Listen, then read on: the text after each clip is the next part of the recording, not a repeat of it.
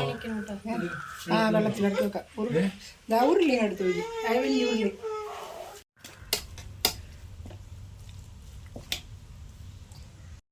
Hi guys, നമ്മളിതൊരു ബിരിയാണിയുടെ video ആണ് വന്നേക്കുന്നത്. ബിരിയാണി എന്ന് പറഞ്ഞു കഴിഞ്ഞാൽ ദം ബിരിയാണി അല്ല. വീട്ടിൽ അമ്മ നമുക്കൊരു ബിരിയാണി ചെയ്ത് തരുന്നത് എല്ലാ സാധനങ്ങളും സെപ്പറേറ്റ് ഉണ്ടാക്കിയിട്ട് അത് മിക്സ് ചെയ്ത് തരുന്നത് നമുക്ക്. ആ ഒരു സെറ്റപ്പാണ് നമ്മൾ പിടിക്കാൻ പോണത്. അപ്പോൾ ഈ ദം ബിരിയാണിയൊക്കെ ഇറങ്ങി കഴിഞ്ഞപ്പോൾ നമ്മൾ പരിപാടി ചെയ്ത് അടിക്കി പിടിക്കുമെന്നൊരു പേടി ഉണ്ടാവില്ല ആദ്യമായിട്ട് ചെയ്യുമ്പോൾ.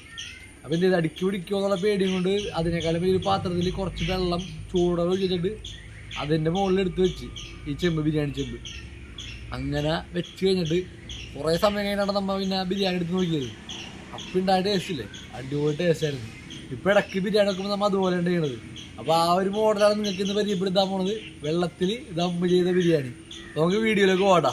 ബസ്മതി റൈസാണ് നമ്മൾ എടുത്തേക്കണത്. അത് കഴുകി വാരി വെച്ചിട്ടുണ്ട്. ഇത് വേവിക്കാനുള്ള വെള്ളത്തെ അടുപ്പത്ത് വെച്ചിട്ടുണ്ട് കേട്ടോ.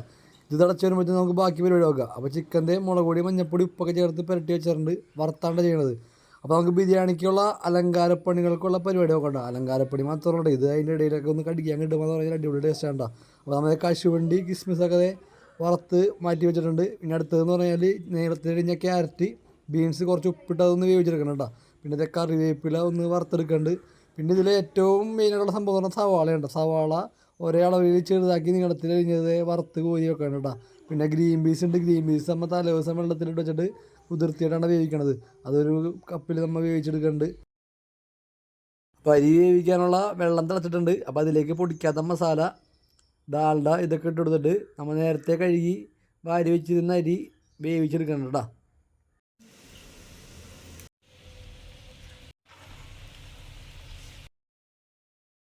അടുത്തതെന്ന് പറഞ്ഞാൽ നമ്മൾ ചിക്കൻ ശരിയാക്കിയണ്ട. അപ്പോൾ നേരത്തെ സവാള വറുത്ത ഓയിലിലേക്ക് നമ്മൾ പുരട്ടി വെച്ചിരുന്ന ചിക്കൻ ഇട്ട് കൊടുത്തിട്ട് അത് വറുത്ത് കോരിയെടുക്കും കേട്ടോ. അത് കഴിഞ്ഞിട്ട് നമ്മൾ മസാല അടിച്ചിട്ടാണ് ഇതിലേക്ക് ചിക്കൻ ഇട്ടിട്ട് നമ്മൾ ചിക്കൻ കറി സെപ്പറേറ്റ് ഉണ്ടാക്കുന്നത്.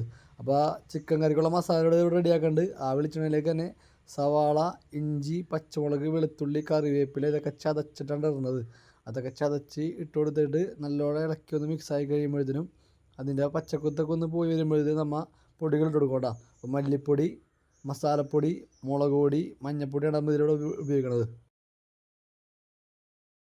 പൊടികളൊക്കെ ഇട്ട് കൊടുത്തിട്ട് നല്ലപോലെ ഒന്ന് വഴറ്റിയെടുക്കുക കേട്ടോ. മസാല നല്ലപോലെ ഒന്ന് വഴണ്ടി വരുമ്പോഴത്തേനും നമുക്കതിലേക്ക് തക്കാളി ഇട്ട് കൊടുക്കുക. തക്കാളി ഇട്ട് കൊടുത്തിട്ട് നമ്മൾ മല്ലിയില പുതിനയിലേക്ക് ഇട്ട് കൊടുക്കണം കേട്ടോ.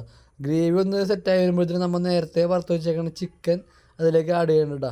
അത് ആഡിയിട്ട് നല്ലോണം മിക്സ് ചെയ്തിട്ട് ഒരു 5 മിനിറ്റ് ഒന്ന് ലോ ഫ്ലെയിമിൽ കുക്ക് ചെയ്തിട്ട് നമ്മൾ തീ ഓഫ് ചെയ്യും. അപ്പോൾ നമ്മുടെ ചിക്കൻ ഇവിടെ റെഡി ആയിട്ടുണ്ട്. ഇനി നമുക്ക് ബാക്കി അരി സെറ്റ് ചെയ്യാനുള്ള പരിപാടി നമുക്ക് നോക്കാം കേട്ടോ. അടുത്തത് ദമ്മ് ചെയ്യാനുള്ള പരിപാടി വേണ്ട. അതിനായിട്ട് ചെമ്പിലേക്ക് ഡാൽഡ ഒഴിച്ച് ചൂടാക്കിയതിന് ശേഷം ഗരം മസാല, സവാള, ഇഞ്ചി, പച്ചമുളക്, വെളുത്തുള്ളി പേസ്റ്റൊക്കെ ഇട്ട് നല്ലപോലെ ഒന്ന് വഴറ്റിയെടുക്കുക കേട്ടോ.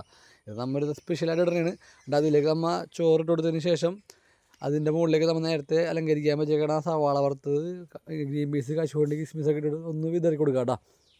അതിൻ്റെ മുകളിലേക്ക് നമ്മൾ ലെയറായിട്ട് കുറച്ച് ചിക്കൻ കറി കൂടി ചേർത്ത് കൊടുത്തതിന് ശേഷം പിന്നെയും അതിൻ്റെ മുകളിലേക്ക് അരി ഇട്ട് കൊടുക്കുക കേട്ടോ. അപ്പോൾ അങ്ങനെയാണ് നമ്മളിവിടെ സെറ്റ് ചെയ്യണത്. അപ്പോൾ ഇതുപോലെ ലെയറായിട്ട് മുഴുവനും ചോറും കോഴിയും തീരുന്നവരെ ദമ്മടിച്ച് വെക്കാം കേട്ടോ.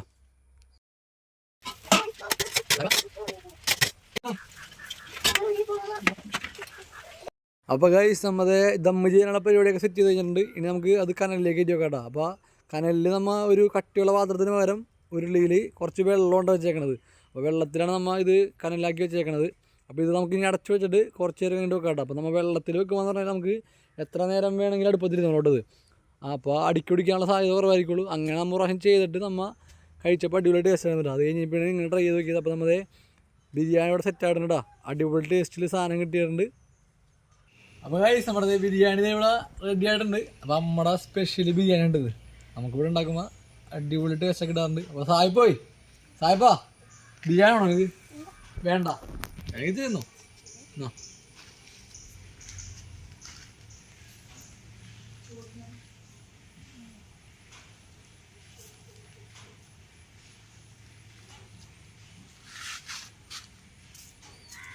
അപ്പോൾ സായപ്പൻ കഴിച്ച് കഴിയട്ടാ. എന്നിട്ട് അവനോട് അഭിപ്രായം ചോദിക്കുക. അപ്പോൾ നമുക്ക് ഒരു ലക്ഷം കഴിച്ച് നോക്കാം കേട്ടോ. അതേ ഒരു കോഴി എടുത്തിട്ടുണ്ട്. ബിരിയാണിയുടെ കുറച്ച് റൈസ് കൂടെ എടുത്തിട്ട്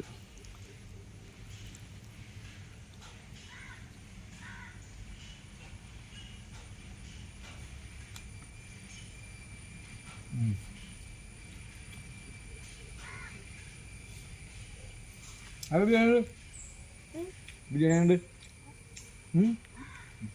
പ്രത്യേകിച്ച് അഭിപ്രായമൊന്നുമില്ല, അടിപൊളി സാധനം കേട്ടോ. അപ്പം എല്ലാവരും വീട്ടിലൊന്ന് ട്രൈ ചെയ്ത് നോക്കാം, അഭിപ്രായം പറയാം. അപ്പോൾ നമ്മുടെ വീഡിയോ ഇഷ്ടപ്പെടണമെങ്കിൽ ചാനൽ പരമാവധി സപ്പോർട്ട് ചെയ്യുക, ലൈക്ക് അടിക്കുക, ഷെയർ ചെയ്യുക, സബ്സ്ക്രൈബ് ചെയ്യുക. അപ്പോൾ ഈ ബിരിയാണി എന്തായാലും ട്രൈ ചെയ്ത് നോക്കാം കേട്ടോ, അടിപൊളി സാധനം. ഒരു വീഡിയോ വേണോ?